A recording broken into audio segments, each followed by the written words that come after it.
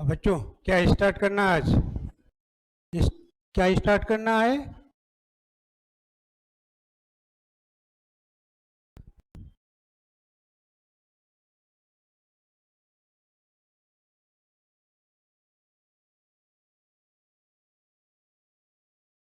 पूरा नाम क्या होता है इसका? स्टैटिस्टिक्स। ठीक है, क्या नाम होता है? स्टैटिस्टिक्स। और जो स्टैटिस्टिक्स होता है बच्चे, वो किसका है? साइंस का सब्जेक्ट होता है। जनरली हम लोग क्या बोलते हैं? स्टैटिक्स। स्टैटिक्स नहीं है, ये क्या होता है? स्टैटिस्टिक्स होता है। ठीक है, जो स्टैटिक्स होता है वो साइंस का सब्जेक्ट होता है, जिसको हिंदी में क्या बोलते हैं? हिंदी में दो साइंस के पेपर होते हैं, एक स्टैटिक्स होता है, एक डायनामिक्स होता है। स्टैटिक्स को बोलते हैं स्थिति विज्ञान और डायनामिक्स को क्या बोलते हैं? गति विज्ञान। यहां पर आप क्या पढ़ रहे हो? स्टैटिस्टिक्स। आपके सिलेबस में जो चैप्टर हैं, पहला चैप्टर होता है जिसका नाम क्या होता है? Description of data.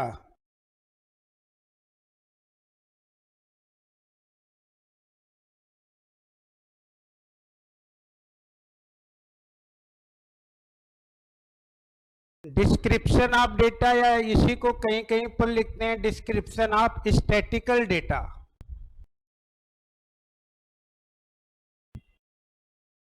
ये जो पहला चैप्टर होता है डिस्क्रिप्शन ऑफ डेटा, एग्जाम में बच्चे इसके मिनिमम कितने क्वेश्चन पूछे जाते हैं? 3 क्वेश्चन।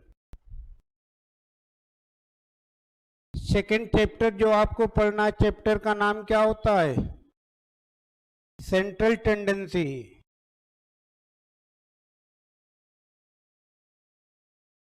एग्जाम में बच्चे इसके मिनिमम कितने क्वेश्चन पूछे जाते हैं? 5।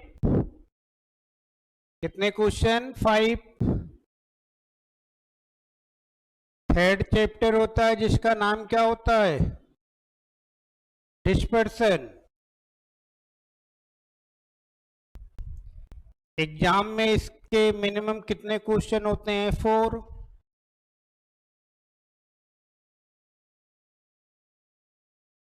फोर्थ चैप्टर होता है क्या? कोरिलेशन।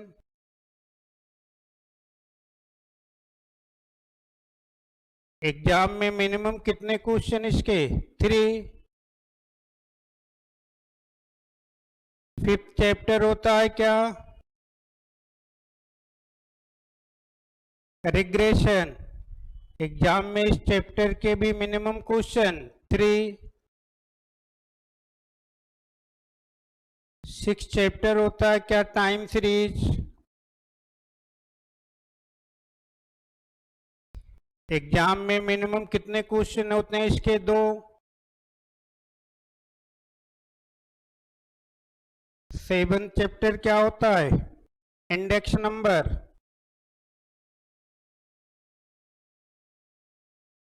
इसके भी मिनिमम कितने क्वेश्चन होते हैं? 2। And eight chapter is probability.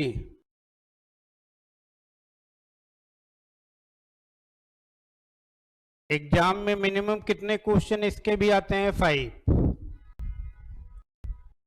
तो ये जो स्टैटिक्स होती है आपकी कितने मार्क की होती है? 60 मार्क की। 60 मार्क में कितने क्वेश्चन होते हैं पेपर में? 30 क्वेश्चन होते हैं। ईच क्वेश्चन कितने मार्क का होता है? 2 मार्क का। यहां पर ये मिनिमम क्वेश्चन को अगर हम ऐड करें कितना आ जाएगा? कितना आ गया?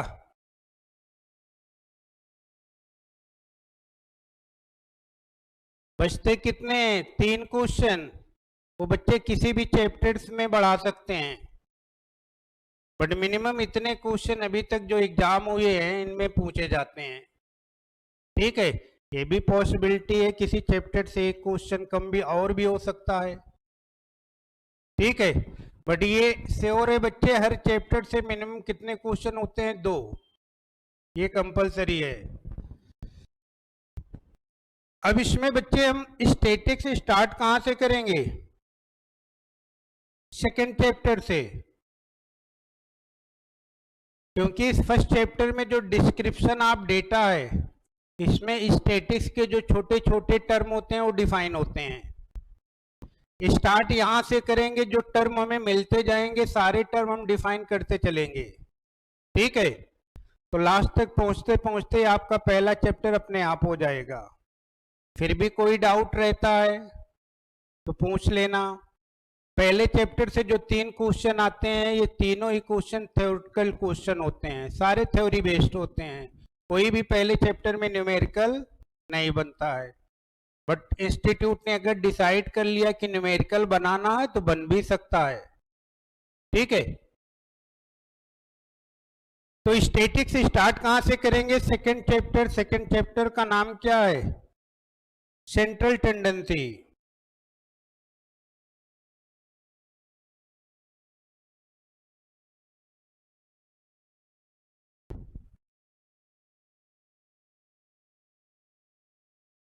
चैप्टर का नाम क्या है?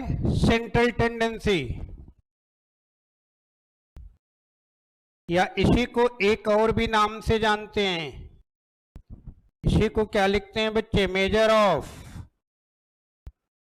Central value.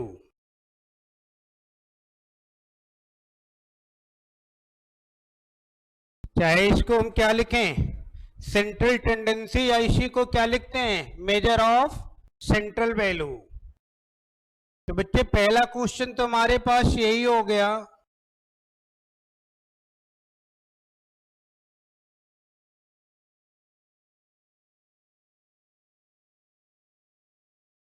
पहला क्वेश्चन क्या है बच्चे? What is central value? बच्चे बता सकते हो सेंट्रल वैल्यू क्या होती है? बहुत सिंपल सा क्वेश्चन है बच्चे। सेंट्रल वैल्यू क्या होती है? बोलो बच्चे, सेंट्रल वैल्यू का मतलब क्या होता है? जनरली क्या आता माइंड में? कहीं पर सेंट्रल वैल्यू अगर मेंशन है तो इसका मीनिंग क्या निकालोगे? आप बोलो भाई। Average value. आप बोलो एवरेज वैल्यू। सेंट्रल वैल्यू का मतलब क्या हो गया? Average value. आप बोलो, बोलो।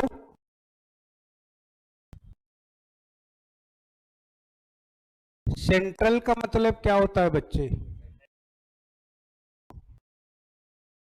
बीच की वैल्यू। बट बच्चे बीच की वैल्यू तो नहीं लिख सकते हैं, क्या होती है सेंट्रल वैल्यू? ये कौन सा क्वेश्चन है बच्चे? वो तो एग्जांपल है, मेन जो है सेंट्रल वैल्यू होती है। क्वेश्चन ये है कि what is central, central value होती क्या है? हम ये नहीं पूछ रहे हैं कि सेंट्रल वैल्यू में क्या कैलकुलेट करना है हमें। हम आपको ये बताना व्हाट इज सेंट्रल वैल्यू क्या होती है बच्चे?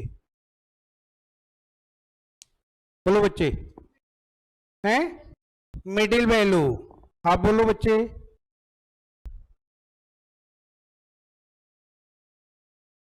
बोलो मारती। Mid term. मिड टर्म का मतलब बच्चे मीडियन होता है, ठीक है। But only median is not central value. आप बोलो बच्चे। कुछ भी आप बोलो, सेंट्रल वैल्यू क्या होती है? चलो बहुत ज्यादा माइंड पर बच्चे प्रेशर ही मत दो। चलो बच्चे आप ये बताओ आपका 12th में कितने % मार्क था? बस, और कुछ नहीं पूछेंगे, ठीक है। क्या नाम है? निर्मित। चलो, निर्मित अग्रवाल के 12th में कितने % मार्क हैं? 85। क्लियर है? अब बच्चे 12th में कॉमर्स स्ट्रीम में कितने सब्जेक्ट होते हैं ये तो पता होगा आपको, ठीक है। पहला चैप्टर, पहला सब्जेक्ट क्या होता है बच्चे? कंपलसरी। अकाउंट, इको, बीएसटी, ये 3 तो कंपलसरी सब्जेक्ट हैं। और बच्चे क्या होता है? क्या लेते हैं? इंग्लिश। और कौन सा? मैथ्स। कहाँ सारे पढ़ते हैं बच्चे? इतना गंदा सा सब्जेक्ट होता है, कौन पढ़ना चाहेगा। क्या पढ़ते हैं, चुप, 5वां सब्जेक्ट फिजिकल एजुकेशन, पढ़ना नहीं पड़ता है, मार्क आ जाते हैं। क्लियर। ये 5 सब्जेक्ट हैं। यहां पर ये जो वैल्यू गिवन है बच्चे कितने, 85%। ये जो 85% है इन 5 सब्जेक्ट के मार्क को रिप्रेजेंट कर रहा है या नहीं, बोलो। जो 85% मेंशन है, ये 85% किसको रिप्रेजेंट कर रहा है, इन 5 सब्जेक्ट के मार्क को। क्लियर। ये जो 5 सब्जेक्ट हैं इनके मार्क को रिप्रेजेंट कौन कर रहा है, 85। इन 5 सब्जेक्ट को हमने क्या मान लिया, ये 5 क्या हो गए, हमारे डेटा हो गए।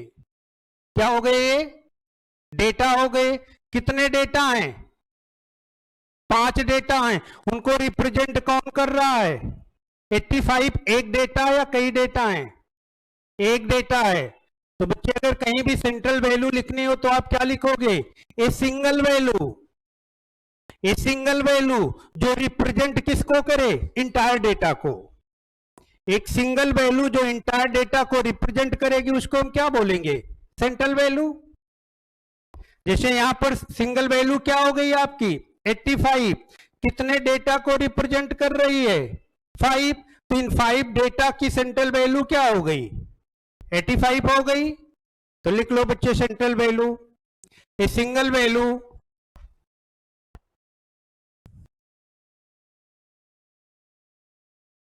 a single value which is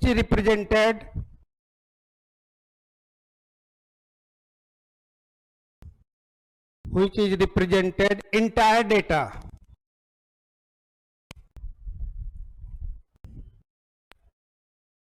is known as central value।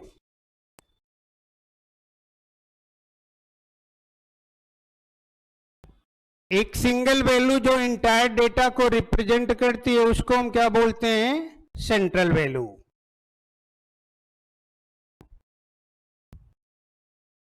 बोलो बच्चे, डिफिनेशन क्लियर है। एक सिंगल वैल्यू होती है जो इंटायर डेटा को रिप्रेजेंट करे उसको हम क्या बोलेंगे, सेंट्रल वैल्यू।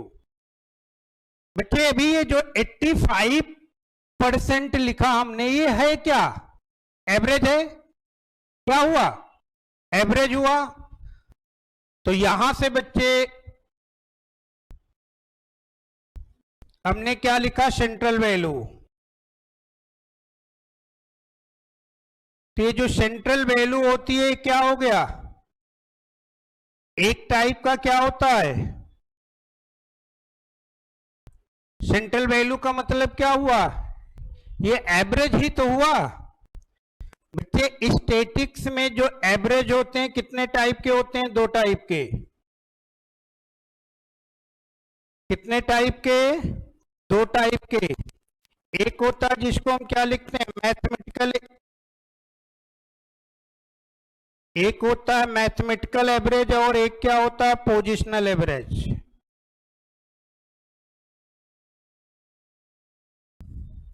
तो स्टैटिक्स में एवरेज कितने टाइप के होते हैं, 2 टाइप के। एक क्या हो गया, मैथमेटिकल एवरेज, और दूसरा क्या हो गया, पोजिशनल एवरेज। अब ये जो मैथमेटिकल एवरेज होता है और पोजिशनल एवरेज होता है, इसमें डिफरेंस बच्चे देखो।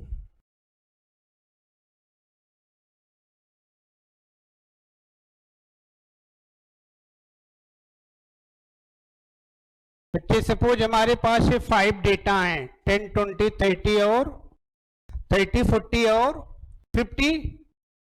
आपने प्रीवियस क्लास में बच्चे पढ़ा होगा क्या, मीन पढ़ा होगा। मीन का मतलब क्या होता है, sum of data divide by number of data. तो यहां पर जितने डेटा हैं इनको हम अगर ऐड करते हैं कितना आएगा, 150। और डिवाइड किए कितने डेटा आए, 5।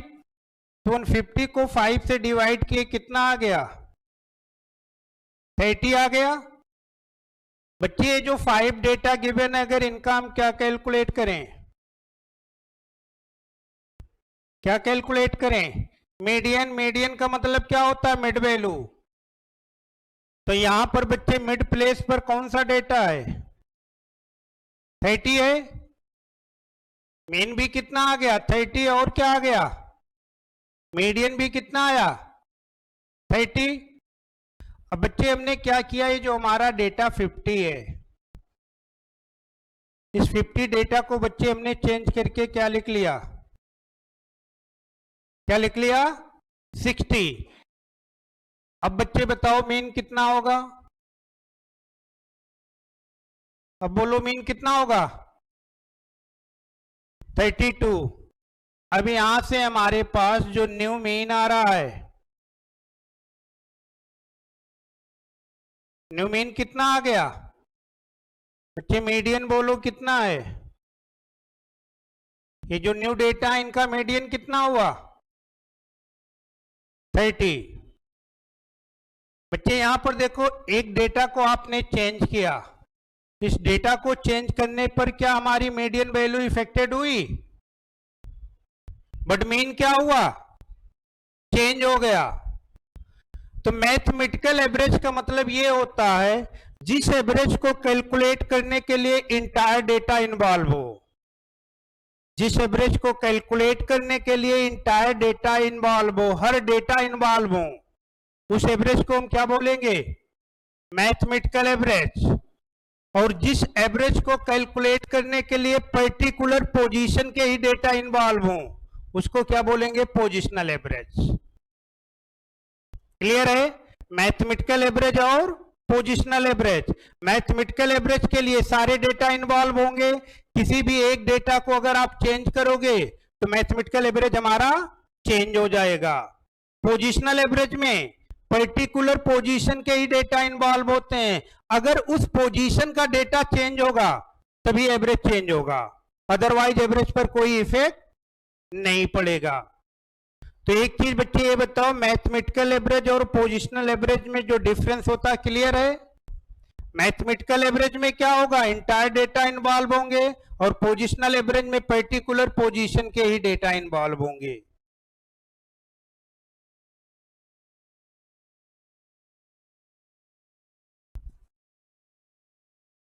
अब ये जो मैथमेटिकल एवरेज होता है स्टैटिस्टिक्स में, इस एवरेज को बच्चे हम किस नाम से जानते हैं? इस मैथमेटिकल एवरेज को क्या बोलते हैं? मीन। Positional average. बच्चे कितने होते हैं? 2। पहला पोजिशनल एवरेज क्या होता है? मीडियन। दूसरा पोजिशनल एवरेज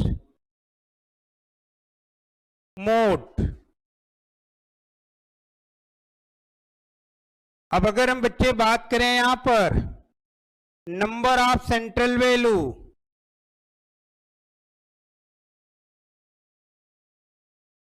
बोलो बच्चे नंबर ऑफ सेंट्रल वैल्यू कितनी होती हैं? एग्जाम में ऑब्जेक्टिव में अगर आपसे पूछ ले नंबर ऑफ सेंट्रल वैल्यू कितनी होती हैं? 3। कौन कौन सी? Mean, median and mode. इन तीनों सेंट्रल वैल्यू में मीन जो होगा वो क्या होगा? मैथमेटिकल सेंट्रल वैल्यू होगी, और मीडियन और मोड जो होगा वो क्या होगा? पोजिशनल सेंट्रल वैल्यू होगी।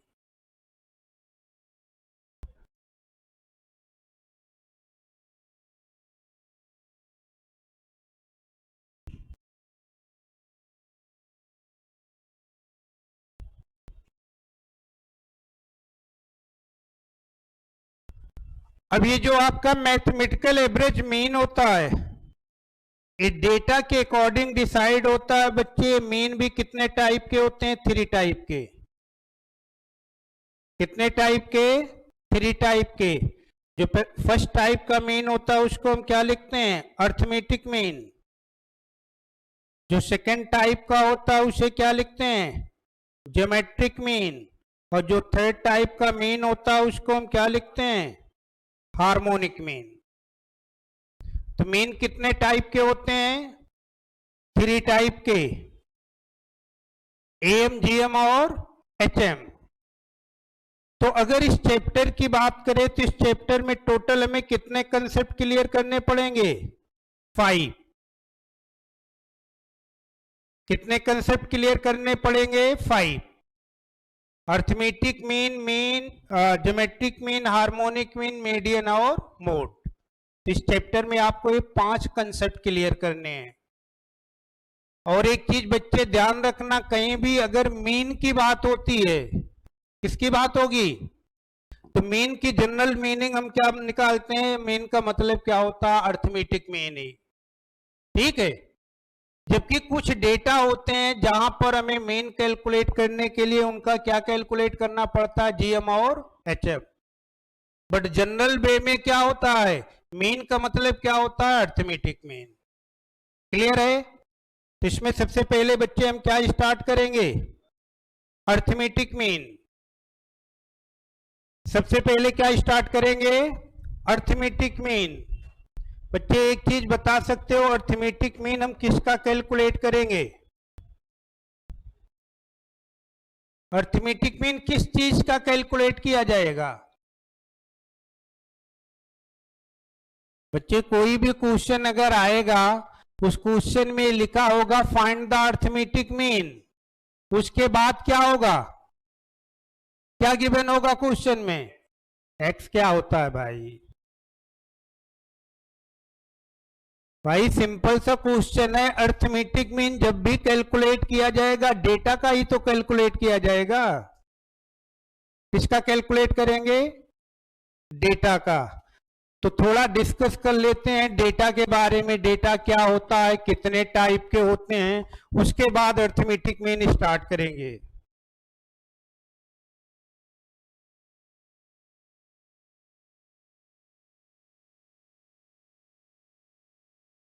बोलो बच्चे, डेटा क्या होता है, डेटा क्या होता है, a collection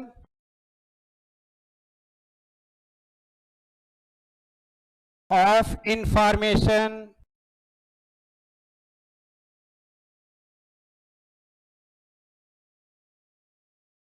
a collection of information in quantitative form।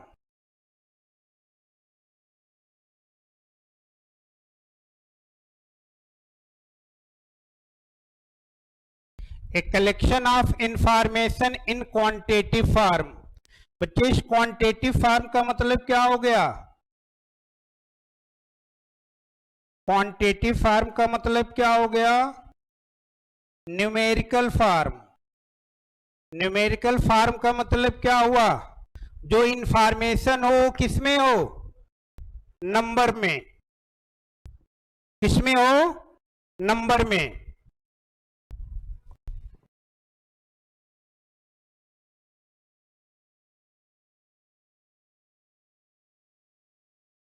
जैसे बच्चे यहां पर आपको एक इंफॉर्मेशन दे रहे हैं, राम इज स्टूडेंट ऑफ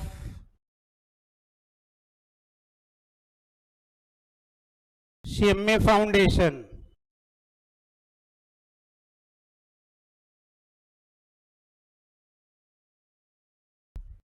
बोलो बच्चे, ये डेटा गिवन है या नहीं, इंफॉर्मेशन तो है।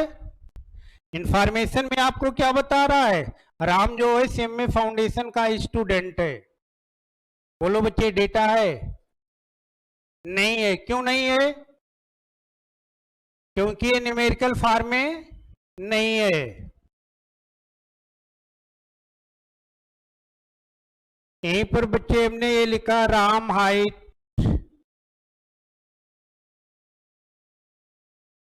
Is 173 centimetre. अब बोलो बच्चे, सेकंड वाला जो है ये डेटा है या नहीं है, क्यों नहीं है बोलोगे, इंफॉर्मेशन में तो बता रहा बच्चे। क्लियर।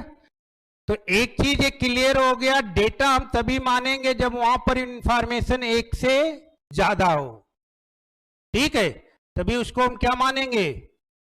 अगर यहीं पर लिखा राम की हाइट 173 सेंटीमीटर है,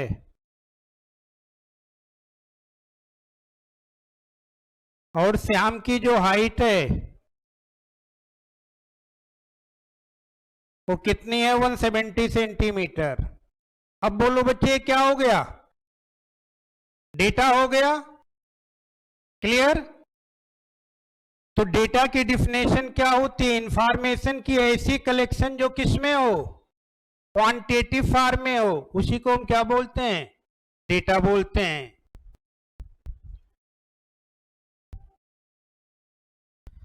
अब अगर स्टैटिक्स में डेटा गिवन है, उन डेटा में हमें कोई भी चीज एनालिसिस करनी हो, जैसे मीन कैलकुलेट करना हो, मीडियन मोड, या उनकी डिस्पर्सन वैल्यू, कोरिलेशन, रिग्रेशन, ये सारी चीजें कैलकुलेट होंगी, इनको क्या बोलते हैं? एनालिसिस। तो इन एनालिसिस करने के लिए करते क्या है, जो डेटा होते हैं उनको सबसे पहले हम क्या करते हैं? दो ग्रुप में डिवाइड कर देते हैं। ग्रुप ना लिख करके दो पार्ट में डिवाइड करते हैं। इसमें एक होता है क्या? अनग्रुप डेटा,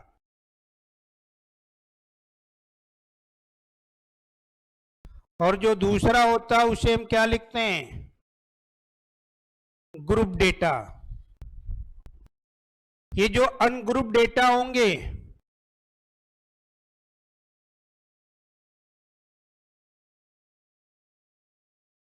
ये डेटा हमेशा कैसे लिखे होंगे?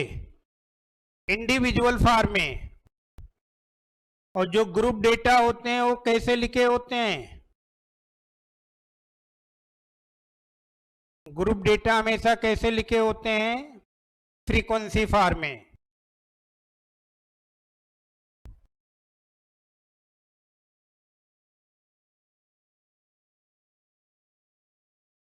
बच्चे फ्रीक्वेंसी का मतलब क्या होता है? फ्रीक्वेंसी का मतलब क्या होता है? Number of repeated data. जो डेटा जितनी बार रिपीट करता है वही उसकी क्या हो जाती है? फ्रीक्वेंसी। तो किसी भी क्वेश्चन में डेटा मेंशन है, साथ में अगर फ्रीक्वेंसी मेंशन है, तो इसको हम क्या बोलेंगे? Group data. और केवल किसी क्वेश्चन में डेटा डेटा ही मेंशन है तो उनको हम क्या बोलेंगे? Ungroup data.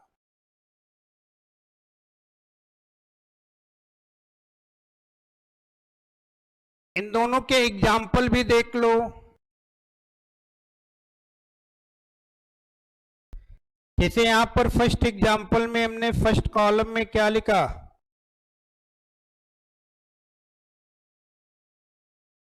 फर्स्ट कॉलम में हमने क्या लिखा? Roll number. सेकेंड कॉलम में क्या मेंशन कर दिया हमने? मार्क्स।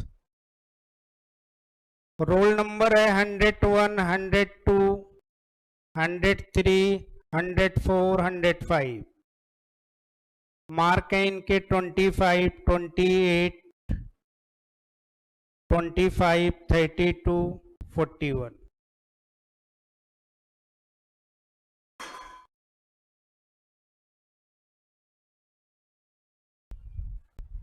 बच्चे हमारे पास इंफॉर्मेशन की कलेक्शन है। बोलो बच्चे, ग्रुप्ड है या अनग्रुप्ड है?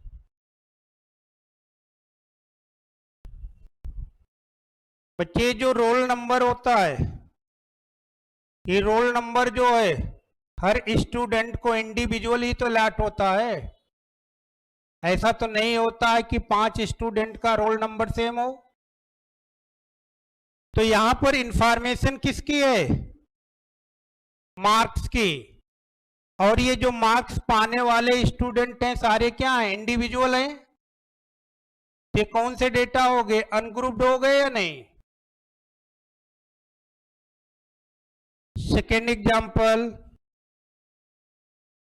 यहीं पर फर्स्ट कॉलम में क्या गिवन है? मार्क्स। सेकेंड कॉलम में क्या गिवन है? Number of student.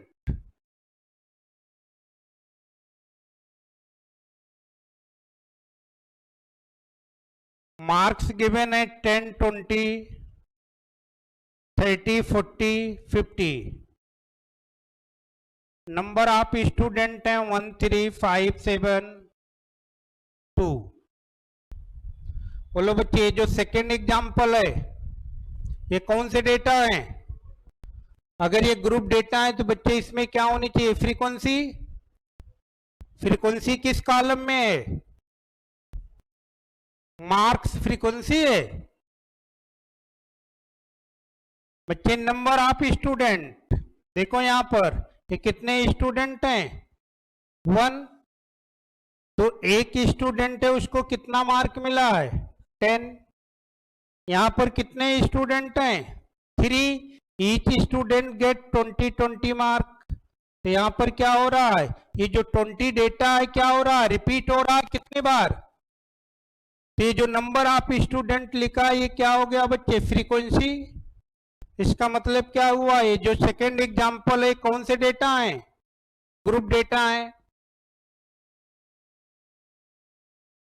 तो किसी भी क्वेश्चन में अगर डेटा गिवन होंगे बच्चे, वहां पर आइडेंटिफाई कर सकते हो कि ग्रुप्ड है या अनग्रुप्ड।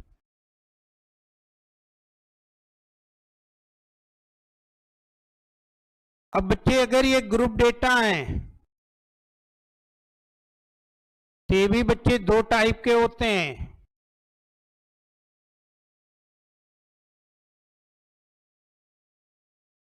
एक ग्रुप डेटा का नाम क्या होता है, डिस्क्रीट, और जो दूसरा होता है उसको क्या बोलते हैं, कॉन्टिन्यूअस।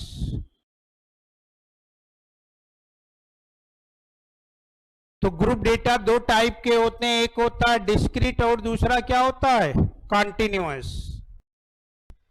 बच्चे डिस्क्रीट का मतलब क्या होता है, एग्जैक्ट।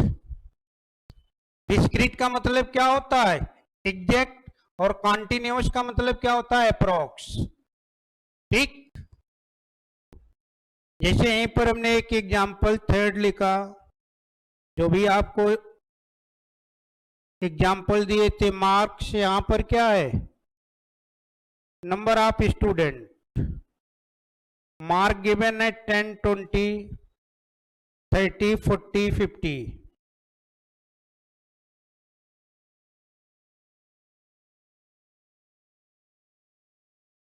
Number of student 13572। ये कुछ स्टूडेंट के मार्क गिवन है बच्चे। कितने स्टूडेंट हैं, कितने बच्चे बताओ, यहां पर नंबर ऑफ स्टूडेंट टोटल कितने हैं, कितने हैं, 18। मतलब 18 स्टूडेंट के मार्क हैं। उन इस 18 स्टूडेंट के मार्क आप लिख सकते हो या नहीं। यहां पर देखो एक ही स्टूडेंट है जिसका मार्क क्या हो गया, 10। यहां पर कितने स्टूडेंट हैं, 3। तो इनके मार्क क्या होंगे, 20, 20, 20। यहां पर कितने स्टूडेंट हैं, 5। ईच स्टूडेंट के मार्क कितने होंगे,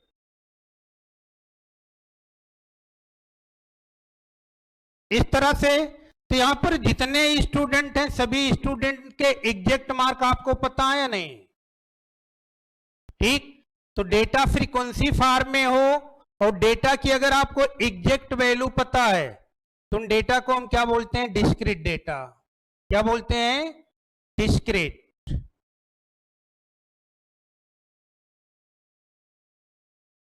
और यहीं पर अगर ये डेटा, यहां पर भी एग्जाम्पल में हमने क्या लिखा, मार्क्स ही लिखा।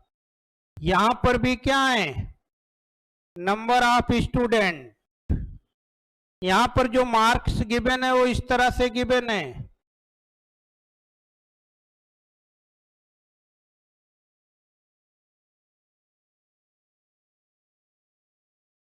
Number of student 13572। बोलो बच्चे, ये जो पहला स्टूडेंट है इसका मार्क कितना होगा, कितना होगा, कोई एग्जैक्ट वैल्यू तो नहीं डिफाइन कर सकते, बट उसका हम क्या बता सकते हैं, एक रेंज बता सकते हैं। इसका मार्क जो होगा वो क्या होगा, 0 to 10 के। उसी तरह से यहां पर ये 3 स्टूडेंट हैं, इन 3 स्टूडेंट के अगर हमें मार्क लिखने हो, क्या एग्जैक्ट मार्क आएगा, वो भी क्या आएगा, एक रेंज में आएगा। तो रेंज में आएगा इसका मतलब वो वैल्यू क्या हो गई, अप्रॉक्स हो गई। तो ये जो 4th एग्जाम्पल है बच्चे किसका हो गया, कॉन्टिन्यूअस डेटा का।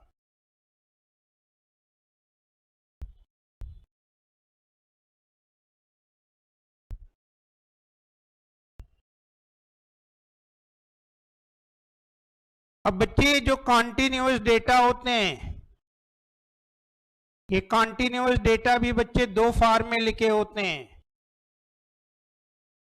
इसकी एक फॉर्म होती है जिसको हम क्या बोलते हैं, क्या बोलते हैं बच्चे, इंक्लूसिव। और इसकी जो दूसरी फॉर्म होती है बच्चे उसको क्या बोलते हैं, एक्सक्लूसिव।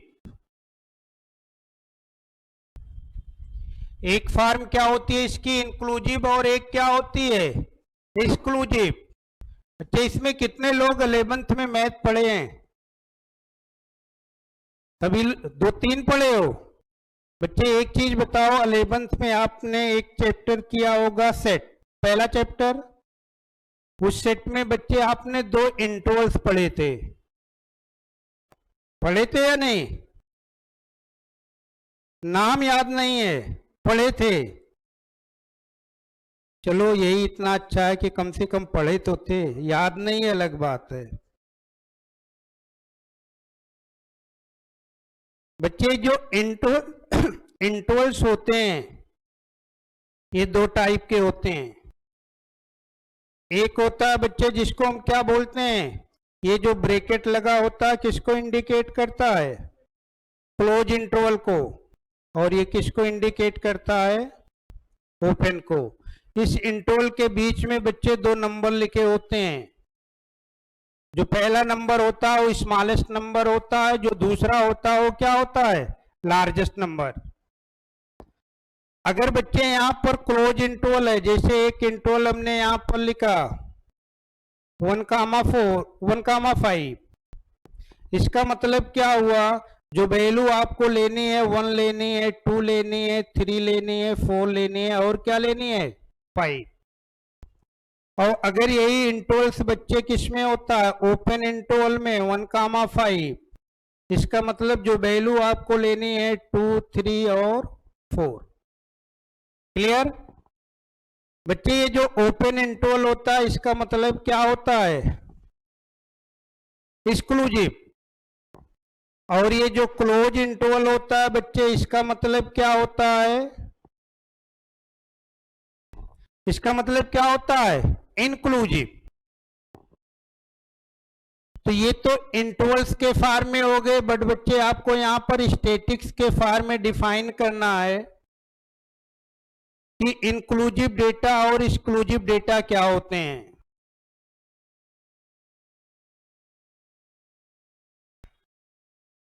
अगर बच्चे हम कॉन्टिन्यूअस डेटा लिखते हैं तो डेटा को किसमें शो करते हैं, रेंज में। किसमें शो करते हैं, रेंज में। जैसे अभी जो एग्जांपल लिए थे वहां पर हमने क्या लिखा था, 0 to 10, 10 to 20। ये जो पूरी रेंज होती है बच्चे, इस पूरी रेंज को हम क्या बोलते हैं, इसको क्या बोलते हैं, क्लास। ठीक है, इसको क्या बोलते हैं, क्लास। तो पहली क्लास कितनी है बच्चे, 0 to 10। दूसरी क्लास क्या है, 10 to 20। कोई भी क्लास अगर होती है बच्चे तो उसमें 2 वैल्यू लिखी होती हैं, एक क्या होती है, लार्जेस्ट, और एक क्या होती है, स्मॉलेस्ट। जो लार्जेस्ट वैल्यू होती है बच्चे उसका नाम क्या होता है, उसको क्या लिखते हैं बच्चे हम, अपर लिमिट। और जो स्मॉलेस्ट वैल्यू होती है बच्चे उसका नाम क्या होता है, लोअर लिमिट। ठीक, क्लास में 2 वैल्यू होंगी, एक लार्जेस्ट होगी, एक स्मॉलेस्ट होगी। लार्जेस्ट वैल्यू को हम क्या बोलेंगे, अपर लिमिट, स्मॉलेस्ट को क्या बोलेंगे, लोअर लिमिट। तो यहां पर ये जो आ रहा है इंक्लूसिव डेटा और एक्सक्लूसिव डेटा, ये किनके टाइप हैं, कॉन्टिन्यूअस के। और कॉन्टिन्यूअस में क्लास तो हमेशा मिलेगी ना। तो बच्चे इसकी इंक्लूसिव फॉर्म का मतलब हुआ क्या, इंक्लूसिव फॉर्म का मतलब हो गया कि जो क्लास की लिमिट हो उसमें बच्चे क्या होती है, बोथ लिमिट्स। बोथ लिमिट्स का मतलब क्या हो गया, अपर लिमिट और लोअर लिमिट। बोथ लिमिट्स जो होती है बच्चे उसी क्लास के साथ क्या होती है, इंक्लूड होती है। Both limits are included. अगर किसी क्लास के साथ उसकी अपर लिमिट और लोअर लिमिट दोनों इंक्लूडेड हैं तो उसको हम क्या बोलते हैं, इंक्लूसिव फॉर्म। एक्सक्लूसिव फॉर्म में बच्चे क्या होता है, इसकी जो लोअर लिमिट होगी, लोअर लिमिट, ये जो लोअर लिमिट होगी ये क्या होगी बच्चे, इंक्लूडेड होगी। बट इसकी जो अपर लिमिट है,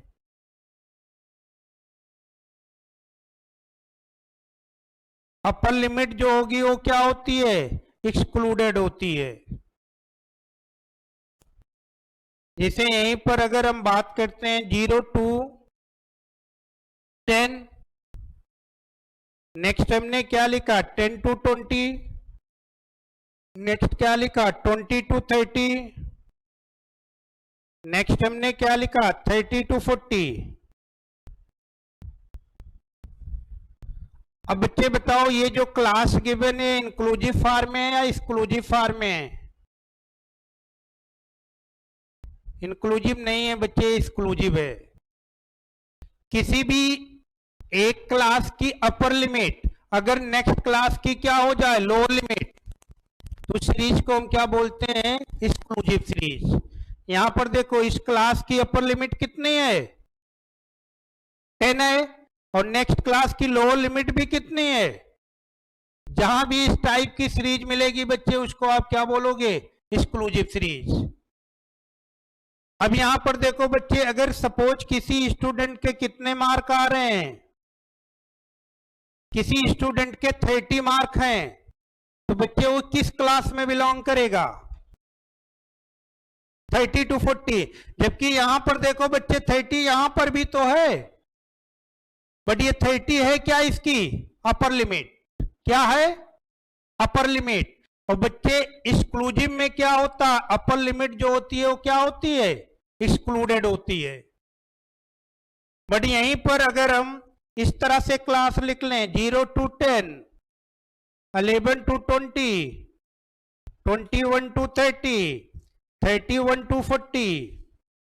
अब बच्चे जो 30 मार्क वाला स्टूडेंट है यहां पर किस क्लास में बिलोंग करेगा,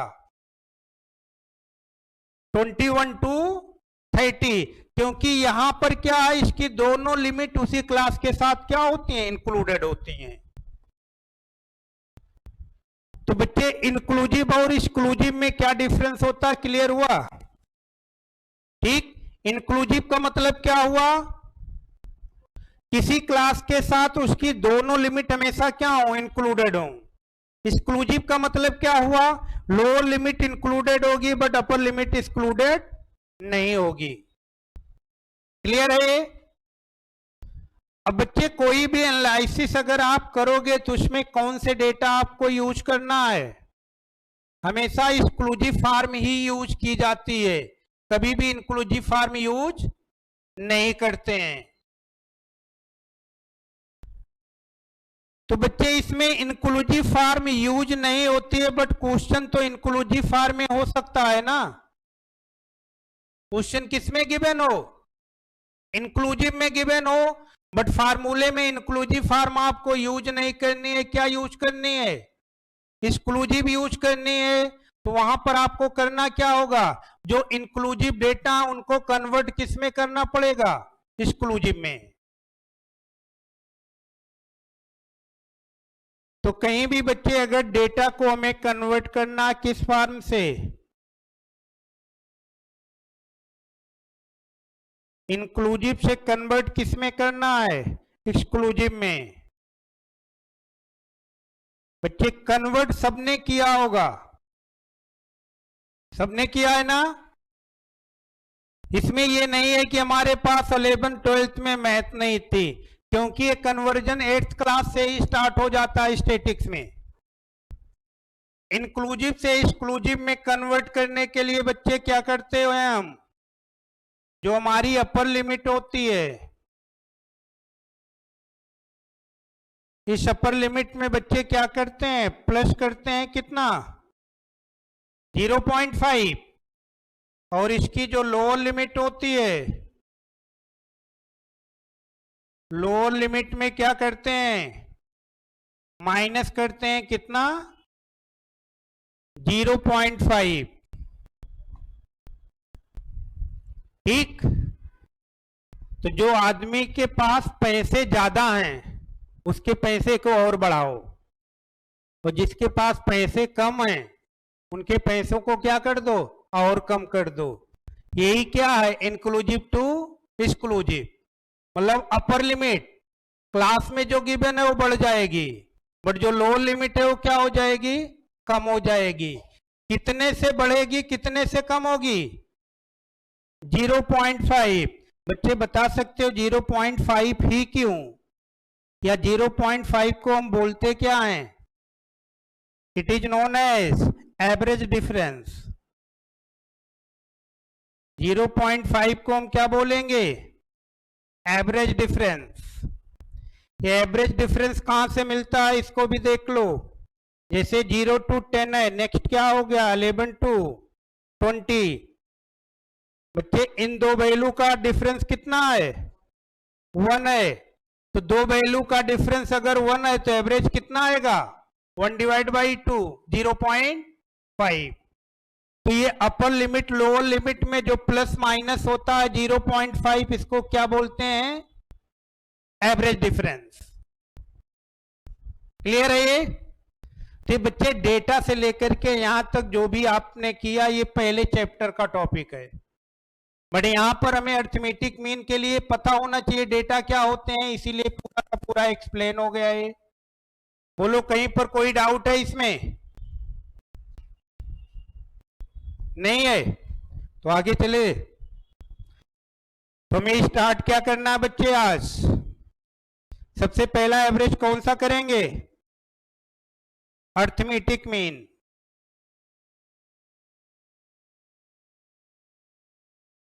क्या करेंगे, अर्थमेटिक मीन। इसमें बच्चे सबसे पहले हम बात करते हैं किन डेटा की, अनग्रुप्ड की। किनकी बात करते हैं, अनग्रुप डेटा की। अनग्रुप डेटा को बच्चे आप क्या लिखते हो,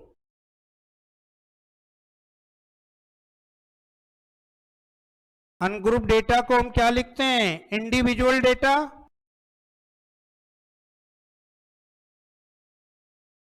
अब अगर ये डेटा इंडिविजुअल फॉर्म में है, डेटा को किस वेरिएबल से डिनोट करते हैं बच्चे, एक्स से। कोई भी डेटा किस वेरिएबल से डिनोट होता है, एक्स से। तो यहां पर क्या हो गया, पहला डेटा क्या हो गया हमारा x1, दूसरा डेटा क्या हो गया x2, तीसरा डेटा x3, x4। इसी तरह से लिखते गए बच्चे, ढेर सारे डेटा यहां पर हैं। तो इसका लास्ट डेटा क्या है, बच्चे बता सकते हैं यहां पर नंबर ऑफ डेटा कितने हैं बच्चे, जो लिखा है इसके अकॉर्डिंग नंबर ऑफ डेटा है कितने, n है। क्लियर। अब इन इंडिविजुअल डेटा का हमें क्या फाइंड करना है, अर्थमेटिक मीन। तो अर्थमेटिक मीन फाइंड करने की यहां पर दो मेथड होती हैं। फर्स्ट मेथड होती है जिसका नाम क्या होता है, फर्स्ट मेथड जो होती है वो क्या होती है, डायरेक्ट मेथड। इस डायरेक्ट मेथड में बच्चे अगर हमें क्या लिखना है, अर्थमेटिक मीन, तो इसका फार्मूला वही होता है जो मैथमेटिक्स में एवरेज कैलकुलेट करने के लिए यूज करते हैं। तो मैथमेटिक्स में एवरेज का मतलब क्या होता है, ऊपर क्या लिखते हो आप, सम ऑफ क्वांटिटी। यहां पर क्वांटिटी के प्लेस पर नाम किसका आ जाएगा, डेटा का। डिवाइड मैथ में क्या करते हैं, नंबर ऑफ क्वांटिटी। यहां पर क्या हो जाएगा, डिवाइड किससे करेंगे, नंबर ऑफ डेटा। तो यहां पर अर्थमेटिक मीन क्या आ गया, ऊपर आ गया सम ऑफ डेटा, और इसको डिवाइड किससे करना है, नंबर ऑफ डेटा। अब इसी को अगर हम फार्मूले के फॉर्म में लिखें, अर्थमेटिक मीन को बच्चे किससे डिनोट करते हैं? एक्स बार से। अर्थमेटिक मीन को किससे डिनोट करेंगे? एक्स बार से। यहां पर देखो बच्चे क्या लिखा है? सम। सम के लिए बच्चे एक सिंबल यूज होता है, ये सिंबल होता है, जनरली इसको क्या बोलते हैं? समेशन। बट इस सिंबल का नाम क्या होता है? सिग्मा। क्या नाम होता है इसका? ये सिग्मा भी बच्चे दो होते हैं, एक सिग्मा ये होता है, एक सिग्मा ये भी होता है। ये जो सिग्मा है कौन सा सिग्मा है? Capital sigma. और ये जो सिग्मा है ये क्या है? Small sigma. कैपिटल सिग्मा से हमेशा क्या डिनोट किया जाता है? समेशन। और स्मॉल सिग्मा से क्या डिनोट किया जाता है? Standard deviation. कैपिटल सिग्मा से क्या? समेशन। और स्मॉल सिग्मा से क्या डिनोट किया जाएगा? स्टैंडर्ड डेविएशन, जो आगे के चैप्टर में मिलेंगे। तो यहां पर ये सम लिखा, इस सम के प्लेस पर आपने यूज कर लिया क्या? Capital sigma. यहां पर बच्चे सम किसका करना है हमें? डेटा का। और डेटा को आपने यहां पर किससे डिनोट किया है? एक्स से। डिवाइड किससे करना है? एन। एन का मतलब क्या हो गया? Number of data. यहां पर कितने डेटा हैं? एन। इसको एन से हमने डिवाइड कर दिया।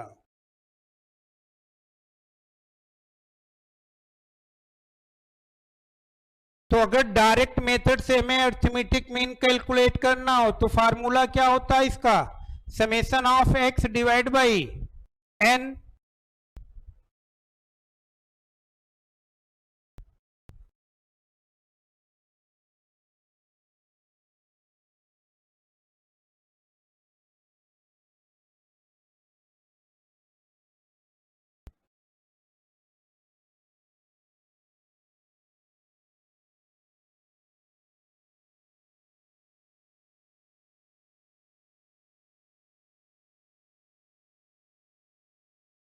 जैसे सपोज बच्चे ये डेटा गिवन है, ये इंडिविजुअल डेटा है या नहीं?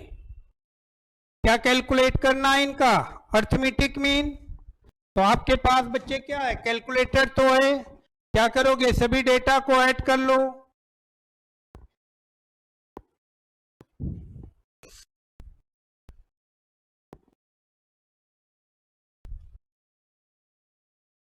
सभी डेटा को आपने ऐड कर लिया और कितने डेटा गिवन है? 6। इसको 6 से डिवाइड कर दिए। कितना आ गया आंसर?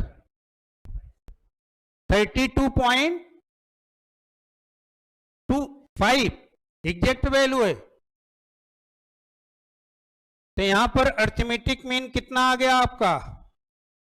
32.5। क्या करें यहां पर? जितने डेटा है कैलकुलेटर है आपके पास, सभी को ऐड किए और नंबर ऑफ डेटा से क्या कर दिए? डिवाइड। तो ये तो हो गई फर्स्ट मेथड क्या कैलकुलेट करने की? अर्थमेटिक मीन कब? जब डेटा किसमें गिवन हो? इंडिविजुअल फॉर्म में।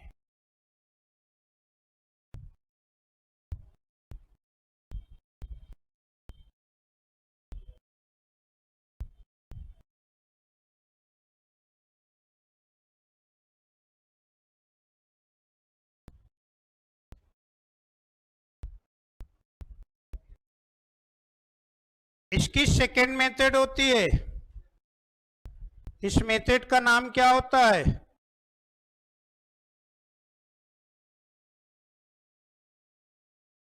इस मेथड का नाम क्या होता है? Assume mean method.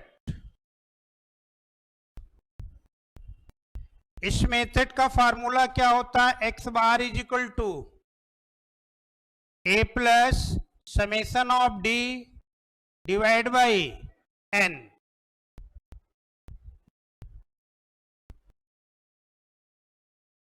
इस फार्मूले में पहला वेरिएबल क्या है? ए को हम क्या लिखते हैं? ये क्या होगी? Assume value. पहला क्वेश्चन यही होता है कि किस डेटा को एज्यूम करे। जैसे यहीं पर डेटा गिवन है, सपोज आपके पास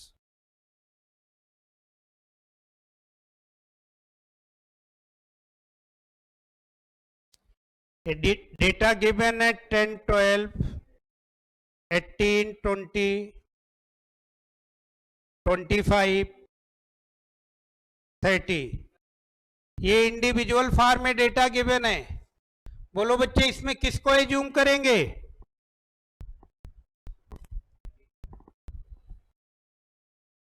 बोलो बच्चे, एकदम फ्री हो आप, किसी भी डेटा को एज्यूम कर लो, कोई भी कंडीशन नहीं होती है। क्या? क्यों? ये कौन सी कंडीशन है? एकदम फ्री हो, किसी भी डेटा को आप एक एक को एज्यूम कर लो, कोई भी कंडीशन यहां पर नहीं है।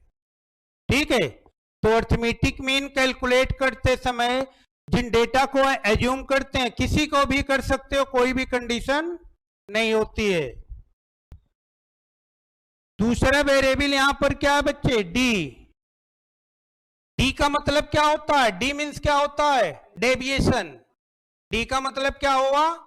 डेविएशन। डेविएशन का मतलब क्या होता है? डिफरेंस। डेविएशन का मतलब क्या हुआ? डिफरेंस। तो यहां पर डी की वैल्यू किसके इक्वल आएगी? एक्स माइनस ए। और तीसरा वेरिएबल क्या है? एन है। एन का मतलब क्या हो गया? Number of data. जैसे ये क्वेश्चन है आपका, इस क्वेश्चन में बच्चे सपोज हमने एज्यूम किसको कर लिया? 25 को। किसको एज्यूम कर लिया?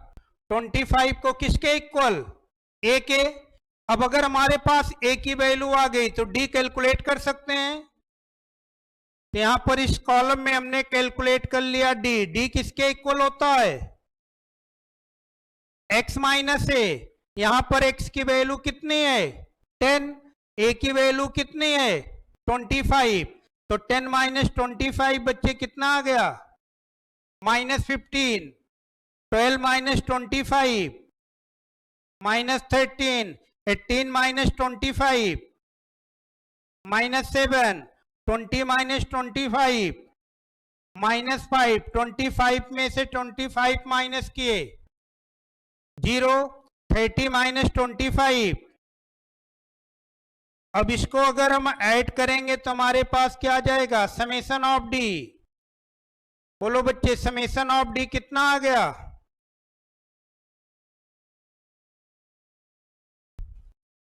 बच्चे कैलकुलेटर से प्लस माइनस करना कोई प्रॉब्लम तो होगी नहीं, सीधे कहां से करो? 5 से भी आओ, जो पॉजिटिव वैल्यू है 5 लिखा आपने, उसमें से -5 करो, फिर -7, -13, -15, कितना आ गया? तो डी की वैल्यू कितनी है? समेशन ऑफ डी कितना आ गया? -35। और बच्चे इस क्वेश्चन में नंबर ऑफ डेटा कितने गिवन है? कितने डेटा गिवन है? 6। अब इस फार्मूले में अगर हम पुट कर दें x bar is equal to a कितना है? 25 प्लस में समेशन ऑफ डी कितना आया है? -35 डिवाइड बाई एन कितना है? 6। ये प्लस है और ये माइनस है, प्लस को माइनस से मल्टीप्लाई करने पर क्या मिलता है? माइनस। तो आ गया 25 माइनस में 35/6। कितना आ जाएगा बच्चे आंसर इसका?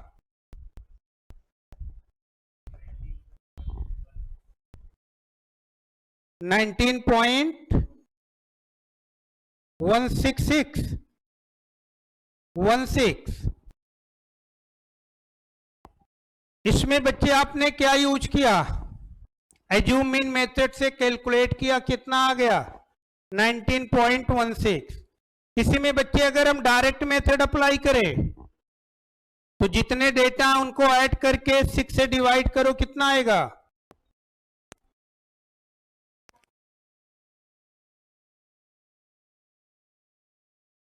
अच्छा ठीक है, समझ में आया बच्चे? बोलो, आया? चलो सभी डेटा को ऐड करके 6 से डिवाइड करो, कितना आएगा? आ रहा है भाई समझ में?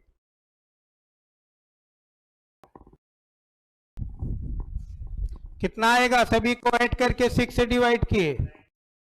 सेम है। अब बच्चे क्वेश्चन ये होता है कि डायरेक्ट मेथड यूज करें, एज्यूम मीन मेथड यूज करें, दोनों से आंसर तो सेम मिल रहे हैं, और इन दोनों मेथड में कैलकुलेट करना कौन सा कॉम्प्लिकेटेड है? सेकंड वाला। ठीक है, तो कॉमर्स के स्टूडेंट हो तो ये तो जरूर बोलोगे कि सेकंड क्यों याद रखें, जब हमें आंसर फर्स्ट मेथड से ही मिल रहा है तो सेकंड क्यों याद रखें? बट बच्चे ये जरूरी नहीं है कि एग्जाम में हमेशा यही क्वेश्चन पूछा जाए कि डेटा गिवन हो उनका अर्थमेटिक मीन लिखो।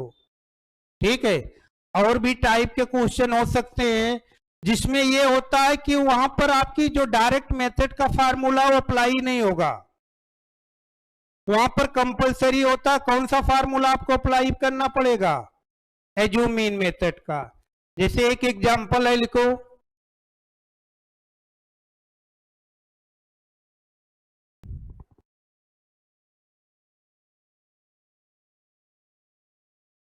एक क्वेश्चन है, find the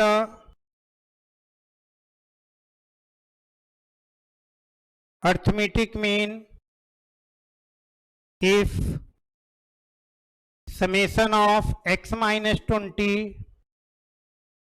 is equal to given a 50 and n is equal to given a 20। ये क्वेश्चन है बच्चे, इसमें अर्थमेटिक मीन फाइंड करना है आपको। बोलो बच्चे, क्वेश्चन में समेशन ऑफ एक्स गिवन है? बोलो, क्वेश्चन में कहीं भी समेशन ऑफ एक्स है? क्योंकि डायरेक्ट मेथड का जो फार्मूला होता है वो क्या होता है? X bar is equal to summation of x divide by n. तो क्वेश्चन में कहीं भी समेशन ऑफ एक्स है?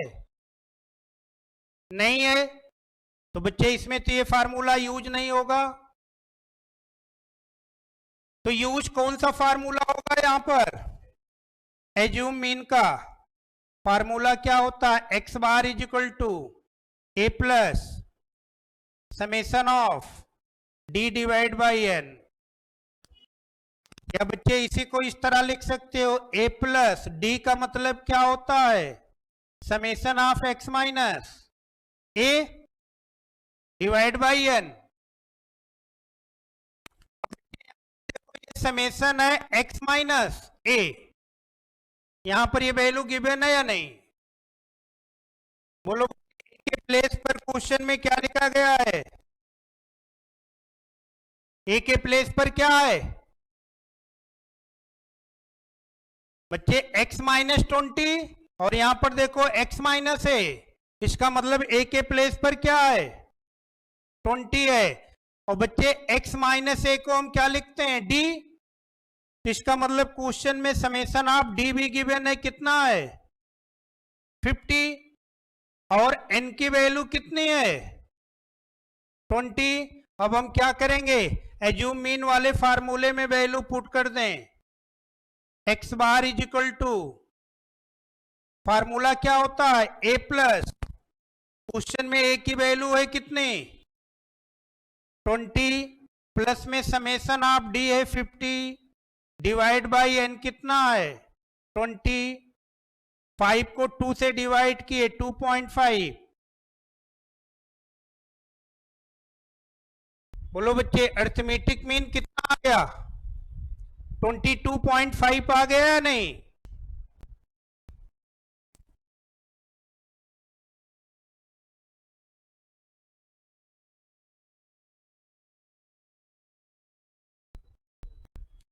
तो किसी भी क्वेश्चन में बच्चे अगर डेटा कैसे गिवन हो इंडिविजुअल, तो अर्थमेटिक मीन फाइंड करने की कितनी मेथड होती हैं? 2।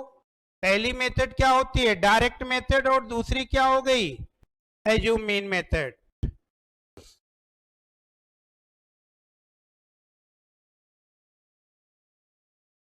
नेक्स्ट अब बात करते हैं किन डेटा की, ग्रुप डेटा की। ग्रुप डेटा में डेटा का फर्स्ट टाइप क्या होता है? डिस्क्रीट। इसी को हम क्या लिखते हैं? Discrete series. ये जो डिस्क्रीट फॉर्म में डेटा होंगे, इसमें डेटा के साथ कंपलसरी है क्या गिवन होगी? फ्रीक्वेंसी। क्या गिवन होगी? फ्रीक्वेंसी। तो इसमें भी अरिथमेटिक मीन फाइंड करने की दो मेथड होती हैं। पहली मेथड का नाम डायरेक्ट मेथड।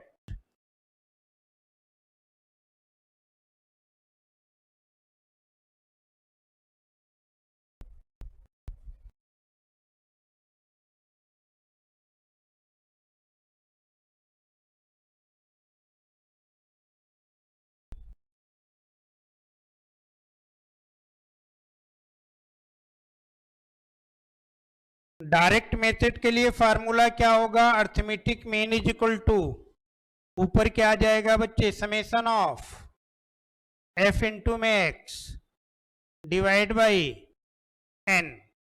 यहां पर एन का मतलब क्या हो गया? एन का मतलब क्या होता है? Summation of F.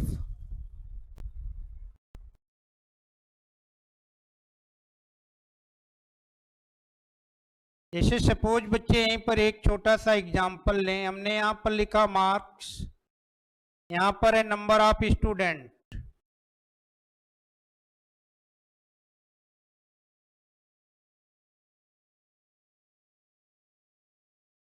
टेन 20 30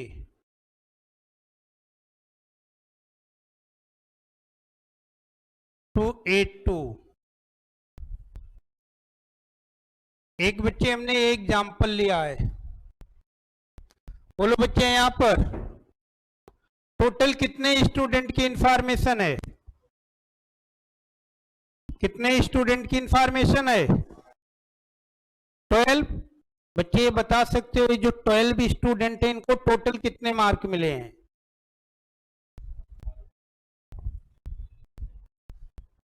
ये जो 12 स्टूडेंट हैं इनको टोटल कितने मार्क मिले हैं? 60। कैसे बच्चे बताओगे?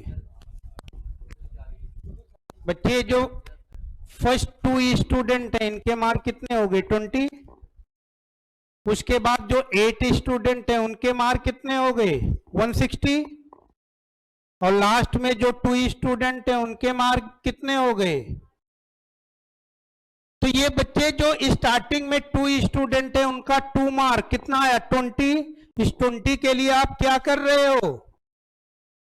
फ्रीक्वेंसी को क्रॉसपॉन्डिंग डाटा या डाटा को क्रॉसपॉन्डिंग फ्रीक्वेंसी से आप क्या कर रहे हो? मल्टीप्लाई ही तो कर रहे हो।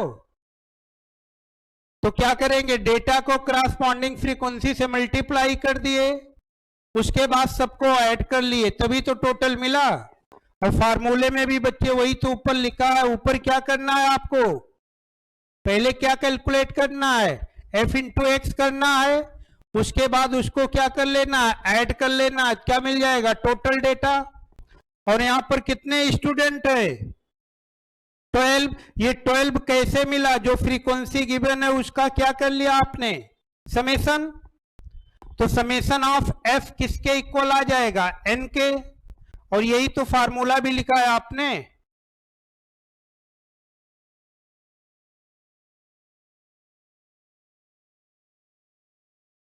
तो अगर डेटा किस फॉर्म में गिवन हो? डिस्क्रीट फॉर्म में, तो डायरेक्ट मेथड का फार्मूला क्या होता है? Summation of f x divide by n. इसकी जो सेकेंड मेथड नाम क्या होगा उसका भी? Assume mean method.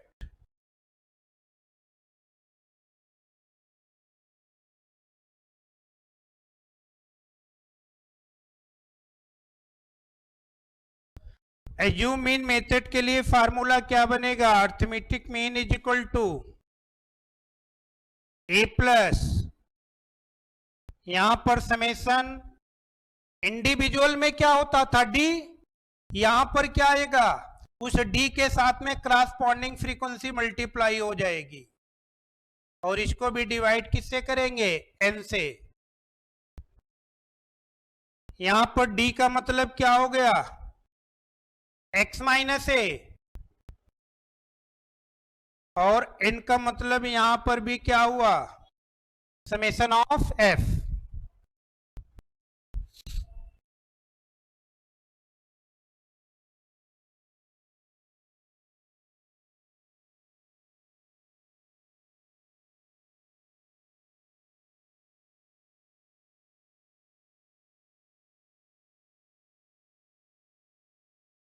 Find the arithmetic mean.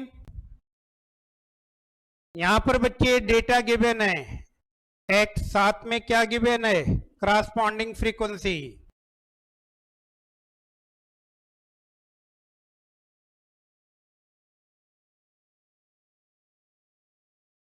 Data given है 20, 25, 30, 35, 40, 45, 50।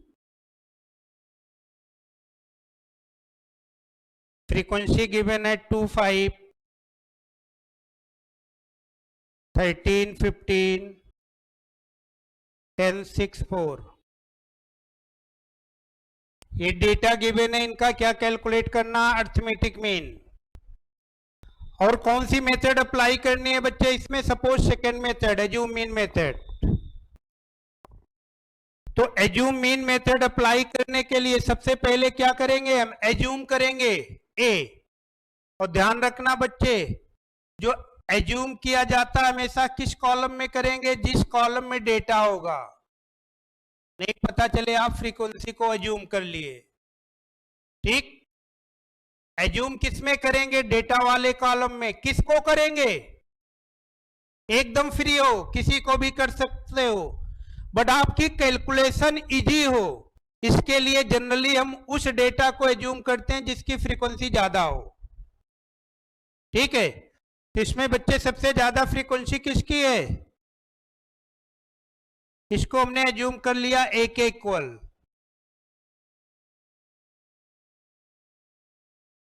अब अगर हमारे पास ए आ गया तो यहां से हमें क्या मिल सकता है, डी। डी किसके इक्वल होता है, एक्स माइनस ए। तो 20 में से अगर 35 माइनस करेंगे कितना आ जाएगा, -15। 25 माइनस 35 -10, 30 माइनस 35 -5। 35 में से 35 माइनस किए 0। 40 माइनस 35 5। 45 माइनस 35 10। 50 माइनस 35 15। हमें बच्चे डी का समेशन नहीं चाहिए, हमें समेशन किसका चाहिए, एफ इंटू डी का।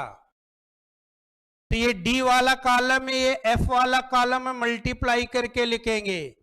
2 को -15 से मल्टीप्लाई किए, -35 इंटू में -10, -50, 13 इंटू में -5, -65, ये 0 आ गया। 10 इंटू 5, 56 इंटू 10, 60, और 4 इंटू 15, 60। इसको ऐड करेंगे तो हमें क्या मिल जाएगा, summation of f into D.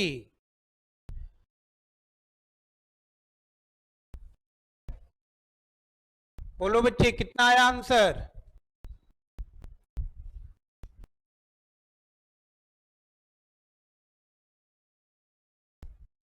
कितना आ गया, प्लस में या माइनस में, प्लस में 25। और क्या चाहिए बच्चे हमें, एन की वैल्यू। एन कैसे मिलेगा हमें, फ्रीक्वेंसी को ऐड कर लें। एन की वैल्यू बच्चे कितनी आ गई, एन की वैल्यू 5, 2 + 5 7, 13, 20,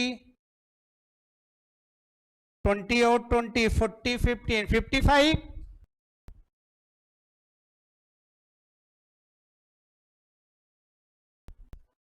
अब इस सारी वैल्यू को फार्मूले में पुट कर लें। Arithmetic mean is equal to a, कितना एज्यूम किए हो, 35, प्लस में समेशन ऑफ एफ डी कितना आया है 25 डिवाइड बाई 55। 25 को 55 से डिवाइड करके 35 ऐड कर ले, कितना आ गया बच्चे 35.4445। तो ये क्या मिल गया आपको, अर्थमेटिक मीन मिल गया। कौन सी मेथड अप्लाई की आपने, एज्यूम मीन। अगर बच्चे इसी में आपको यूज क्या करना हो, डायरेक्ट मेथड, तो डायरेक्ट मेथड के लिए बच्चे कॉपी पर भी नहीं लिखना पड़ेगा आपको, सीधे कैलकुलेटर से कर सकते हो। फार्मूला पता है बच्चे क्या होता है डायरेक्ट मेथड का, summation of f x divide by n. तो आप क्या करोगे, जो क्वेश्चन है, कैलकुलेटर है आपके पास, बोलो बच्चे पहला डेटा कितना है आपका 20 है, और इसकी फ्रीक्वेंसी कितनी है 2, तो 20 इंटू में 2 किए, वैल्यू कितनी आ गई, कितनी आ गई वैल्यू 40। इसको बच्चे कैलकुलेटर में m प्लस है, मेमोरी में प्लस कर दो, क्लियर। अब नेक्स्ट डेटा कितना है आपका 25, फ्रीक्वेंसी कितनी 5, तो 25 इंटू में 5, वैल्यू 125 आई, इसको भी क्या किया आपने मेमोरी में प्लस कर दिया। नेक्स्ट अब कितना बच्चे 30 और 13, तो 30 को मल्टीप्लाई किए 13 से 390 आया, इसको भी मेमोरी में प्लस कर दिया। नेक्स्ट है कितना 35 और 15, 35 मल्टीप्लाइड बाई 15, ये वैल्यू आ गई, इसको भी आपने क्या किया मेमोरी में प्लस कर दिया। नेक्स्ट में है 40 इंटू में 10, 40 मल्टीप्लाइड बाई 10, वैल्यू कितनी 400, मेमोरी में प्लस कर दिए। नेक्स्ट है 45 इंटू में 6, 45 इंटू में 6, वैल्यू आ गई 270, इसको भी मेमोरी में प्लस कर दिए। नेक्स्ट है 50 इंटू में 4, 50 इंटू में 4, वैल्यू 200, मेमोरी में प्लस कर दिए। सारी वैल्यू मेमोरी में प्लस कर चुके हो, अब फ्रीक्वेंसी को ऐड कर लो, ठीक है। इसी कैलकुलेटर में फ्रीक्वेंसी को ऐड कर सकते हैं, फ्रीक्वेंसी ऐड करके हमें पता चल गया इनकी वैल्यू कितनी होगी 55। अब हमें करना क्या है, ये जो fx का समेशन है ये मेमोरी में प्लस हुआ है ना, तो कैलकुलेटर में बच्चे एक की होती है MRC, है ना। MRC में दो की एक साथ होती हैं, एक होती है MR और एक होती है MC। MR का मतलब होता है मेमोरी रिकॉल, जो आपने मेमोरी में स्टोर किया उसको रिकॉल कर रहे हो, वापस ला रहे हो, और अगर 2 बार प्रेस कर दोगे तो मेमोरी कैंसिल हो जाएगी। तो सबसे पहले क्या किया हमने यहां पर मेमोरी रिकॉल किए, तो इतनी वैल्यू आ गई, क्लियर। मेमोरी रिकॉल किए तो इतनी वैल्यू आ गई, इसको हम क्या करें डिवाइड कर दें किससे, n कितना आया है 55, कितना आया आंसर, सेम आया आंसर, क्लियर। तो इस तरह से कैलकुलेटर भी यूज करके क्या करोगे, पहले डेटा को क्रॉसपॉन्डिंग फ्रीक्वेंसी से मल्टीप्लाई करोगे, जो वैल्यू आएगी उसको किसमें m प्लस करते चले जाओगे, तो fx का समेशन आ जाएगा, उसको डिवाइड किससे कर दोगे, किससे डिवाइड करोगे n से। तो n से डिवाइड करने के लिए क्या करना होगा, मेमोरी रिकॉल की और n से डिवाइड कर दिए।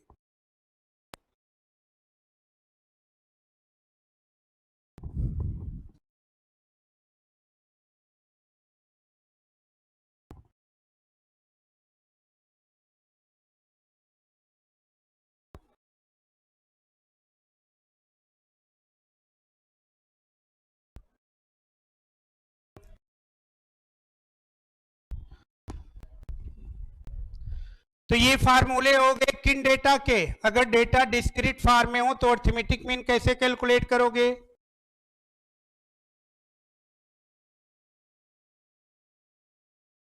नेक्स्ट बच्चे अब बात करते हैं किनकी, कॉन्टिन्यूअस डेटा की।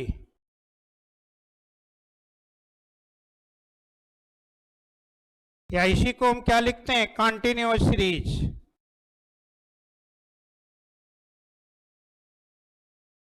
इसमें भी बच्चे फर्स्ट मेथड क्या होती है,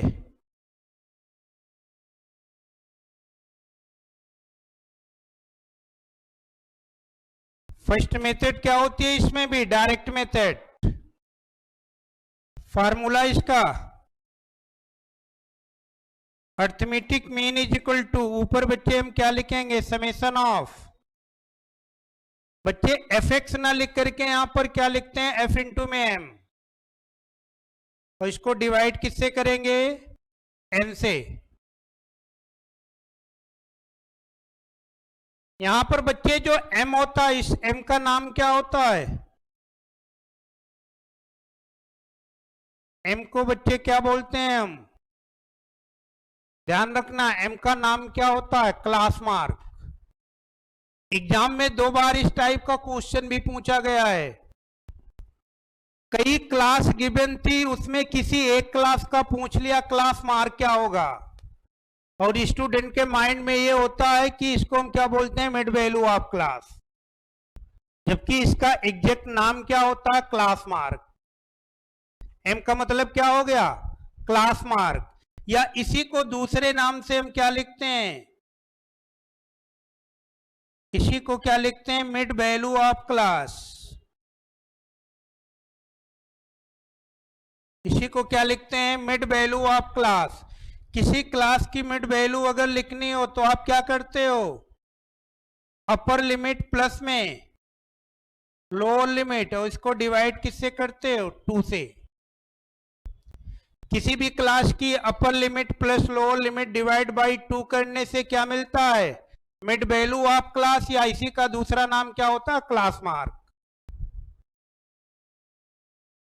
और दूसरा वेरिएबल है क्या, एन, एन का मतलब यहां पर भी क्या होता है, summation of F.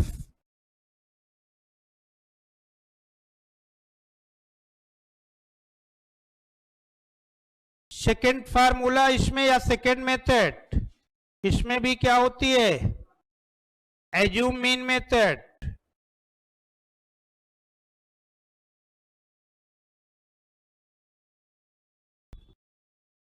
Assume mean method के लिए सेम वही फार्मूला होता है जो डिस्क्रीट में आपने लिखा था। फार्मूला क्या बनेगा, a plus summation of f into में डी डिवाइड बाई एन। यहां पर डी की वैल्यू क्या होगी, एक्स माइनस ए ना होकर के क्या लिखेंगे, एम माइनस ए। ए क्या है, एज्यूम वैल्यू, और एन यहां पर भी किसके इक्वल होता है, समेशन ऑफ एफ के। अगर बच्चे डेटा कॉन्टिन्यूअस फॉर्म में है तो इसमें कंपलसरी एक मेथड और भी अप्लाई कर सकते हो। मेथड का नाम क्या होता है, इस मेथड का नाम क्या होता है, स्टेप डेविएशन मेथड।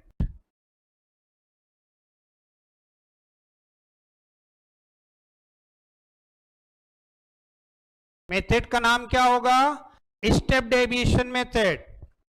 इसका फार्मूला होगा arithmetic mean is equal to a plus, यहां पर समेशन किसका, एफ इंटू में डी डैश का, डिवाइड किससे करोगे, एन से, और मल्टीप्लाई किससे करेंगे, स्मॉल आई से।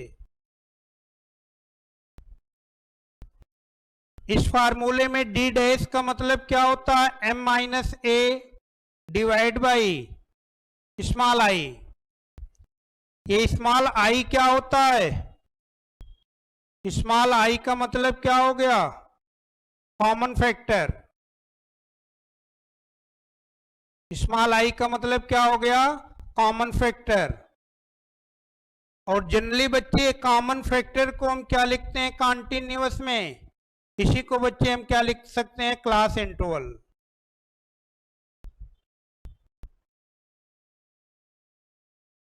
क्या लिखते हैं इसे, क्लास इंटरवल। किसी क्लास का इंटरवल कैसे पता चलता है, अपर लिमिट में से लोअर लिमिट माइनस कर दो और n की वैल्यू यहां पर भी किसके इक्वल होगी, समेशन ऑफ f के।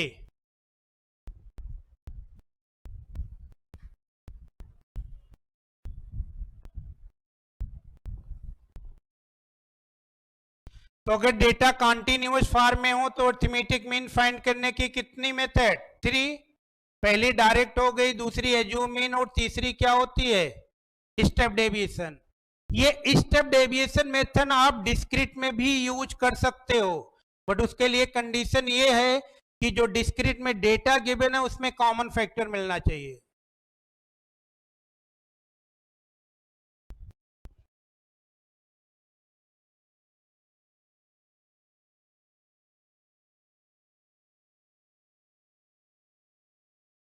देखो बच्चे, इस पर बेस्ड एक क्वेश्चन,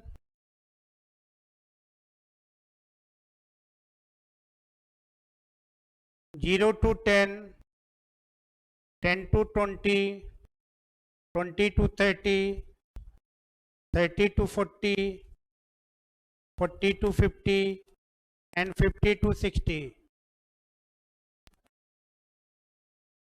फ्रीक्वेंसी इसकी गिवन है 5, 7, 18, 25, 9 and 6। क्या फाइंड करना है इनका, अरिथमेटिक मीन। सपोज इसमें कौन सी मेथड अप्लाई करनी है आपको, स्टेप डेविएशन। तो इसके लिए सबसे पहले क्या लिखना होगा हमें, क्लास मार्क। क्लास मार्क या इसी को क्या बोलते हैं, मिड वैल्यू ऑफ क्लास। कैसे मिलता है, upper limit plus lower limit divide by 2। यहां पर पहली क्लास हमारी है 0 to 10, तो अपर लिमिट कितनी है 10, लोअर लिमिट कितनी है 5, तो 10 प्लस लोअर लिमिट 0 है, तो 10 प्लस 0 डिवाइड बाई 2 कितना आ जाएगा। नेक्स्ट में बच्चे कितना आ जाएगा, 10 plus 20 divide by 2, 20 plus 30 divide by 2। Next में क्या मिल गया, 35। Next is 45, next is 55। अब बच्चे इसमें क्या करेंगे, इसे क्लास मार्क वाले कॉलम में डेटा को एज्यूम करेंगे।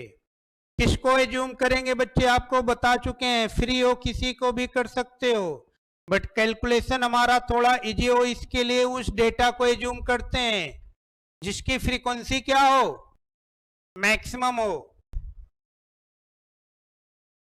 तो मैक्सिमम फ्रीक्वेंसी कितनी है 25। इससे रिलेटेड मिड वैल्यू क्लास के डेटा को हमने एज्यूम कर लिया ए के इक्वल।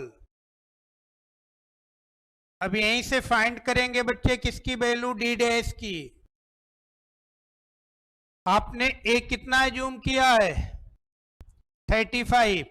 बच्चे सारी क्लास गिवन है, बता सकते हो क्लास इंटरवल कितना है, 0 to 10, डिफरेंस कितना 10, 10 to 20 डिफरेंस कितना 10। तो क्लास इंटरवल कितना है, सभी का 10 है, इसका मतलब ये क्लास इंटरवल क्या हो गया, कॉमन हो गया। तो आई की वैल्यू क्या आ गई 10। अब यहां से डी डैश कैलकुलेट करें। डी डैश का फार्मूला क्या होता है बच्चे, m minus a divide by small I.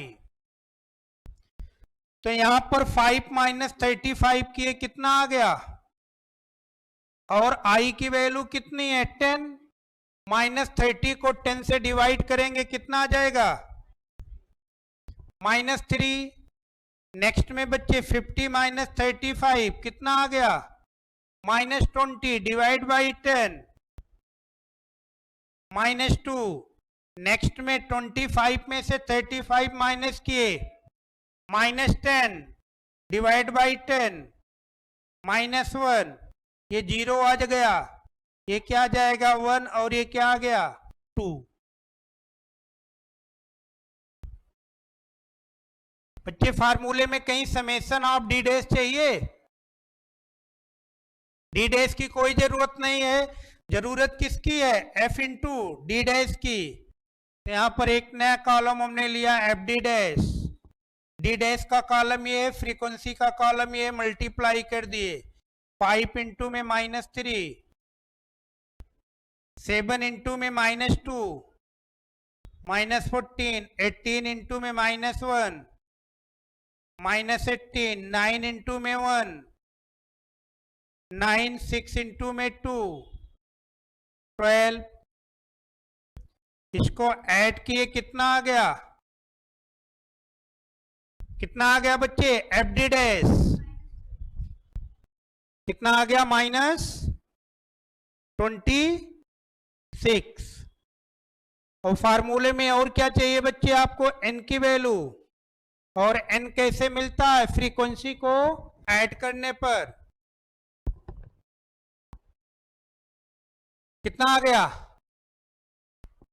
N की वैल्यू कितनी? 70। 7, 5, 12, 18, 30 और 40, 70। अब सारी वैल्यू फार्मूले में पुट कर दें। Arithmetic mean is equal to a plus a कितना है? 35 प्लस में एफ डी डैश कितना है? -26 डिवाइड बाई एन कितना है? 70 मल्टीप्लाइड बाई आई कितना है? 10। इस जीरो से बच्चे जीरो कैंसिल हो गया। प्लस को माइनस से मल्टीप्लाई करेंगे तो क्या आ जाएगा? माइनस। यहां पर आ गया 26 डिवाइड बाई 7। 26 को 7 से डिवाइड करके जो वैल्यू आती है उसको 35 में से माइनस कर दें। कितना? 38। बच्चे माइनस करना है, माइनस करोगे वैल्यू बढ़ जाएगी।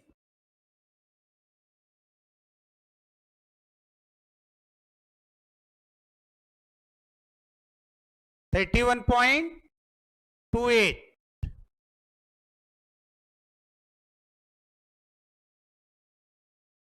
तो ये जो डेटा गिवन है आंसर कितना आ गया? 31.28। तो इस प्रोसेस से बच्चे हम क्या कर सकते हैं? किसी भी क्वेश्चन में कोई भी डेटा अगर गिवन है तो उन डेटा का क्या कैलकुलेट कर सकते हैं? Arithmetic mean. अब अर्थमेटिक मीन कैलकुलेट करने के लिए बच्चे आपको ध्यान क्या रखना? जो डेटा गिवन है वो किस फॉर्म में है। अगर किसी क्वेश्चन में फ्रीक्वेंसी गिवन नहीं है तो क्या हो गया? हमारा इंडिविजुअल डेटा हो गया।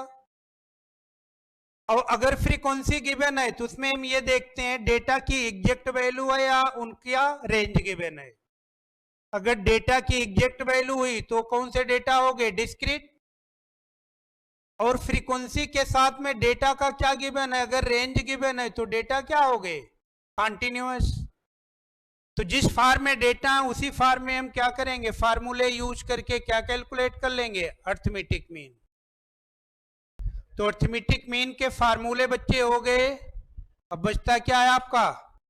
इनकी जो प्रॉपर्टी होती हैं, और एग्जाम में बच्चे हर अटेम्प्ट में कम से कम 2 क्वेश्चन होते हैं जो प्रॉपर्टी बेस्ड होते हैं।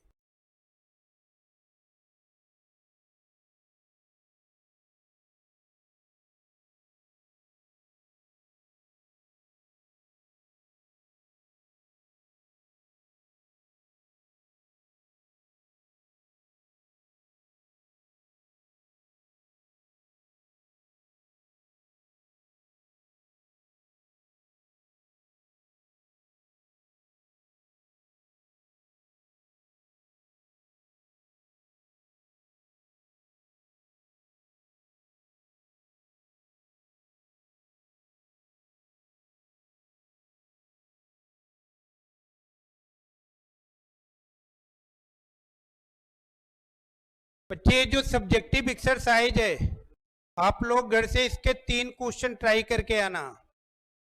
क्वेश्चन नंबर 1, क्वेश्चन नंबर 2 और क्वेश्चन नंबर 3। कौन से क्वेश्चन? सब्जेक्टिव वाले।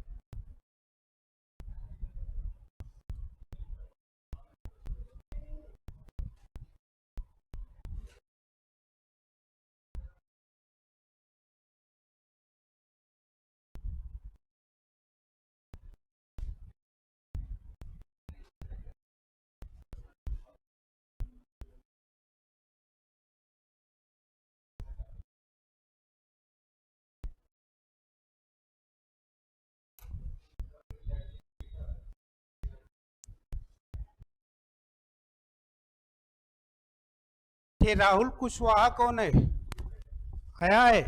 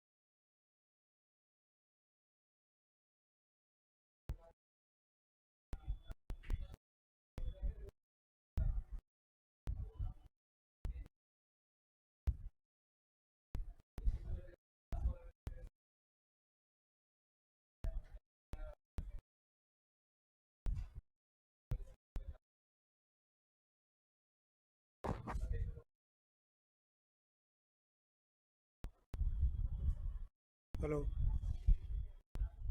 हैं? किधर? क्यों? हैं? देखो यार,